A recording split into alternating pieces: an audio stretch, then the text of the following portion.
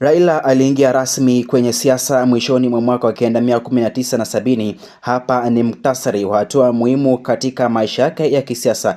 Mwaka wa 1980, upinzani na kufungwa. Raila alihusishwa na jaribio la mapinduzi la mwaka wa 1982 dhidi ya serikali ya Daniel Arap Moi. Alikamatwa na kufungwa bila kesi kwa takriban miaka 6.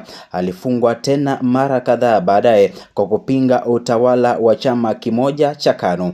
Mwaka wa 1990, mapambano ya demokrasia. Raila alikuwa miongoni mwa wapiganiaji wakuu wa kurejelea demokrasia ya vyama vingi nchini Kenya. Mwaka wa 1992 alijiunga na chama cha Ford kilichoanzishwa na baba yake Jaramogi Oginga Odinga. Baadaye alianzisha chama chake National Development Party NDP kwa kuungana na KANU kwa muda mfupi kabla ya kuondoka.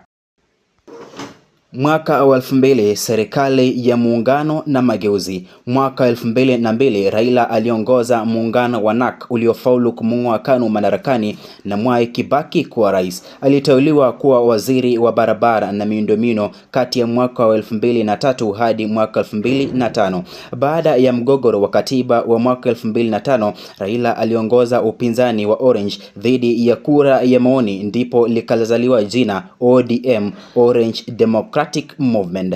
Mwaka 2007 hadi mwaka 2022, uongozi wa upinzani. Mwaka 2007, Raila aligombea urais kupitia ODM, lakini matokeo yalizua vurugu za baada ya uchaguzi. Aliunda serikali ya muungano wa Rais Mwai Kibaki akihudumu kama waziri mkuu.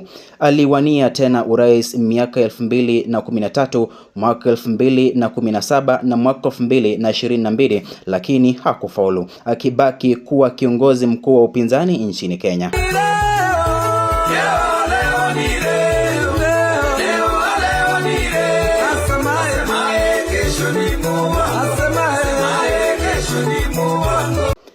Mwaka wa 2022 hadi sasa, Raila aligombea urais kupitia muungano wa Azimio la Umoja One Kenya, akashindwa na William Ruto. Ameendelea kuwa sauti yenye ushawishi mkubwa katika siasa za Kenya na Afrika Mashariki. Mchango na sifa.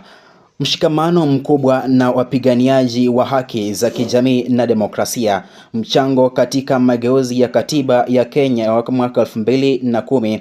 Anaheshimika kimataifa kwa juhudi zake za upatanisho na uongozi wa kisiasa. Maisha ya kibinafsi. Ameoa Ida Betty Odinga, wana watoto 4 ambaye ni marehemu Rosemary, Raila Jr. na Winnie Odinga. Uchambuzi wa kisiasa. Raila anachukuliwa kama mmoja wa wanasiasa wenye ushawishi mkubwa zaidi katika historia ya Kenya.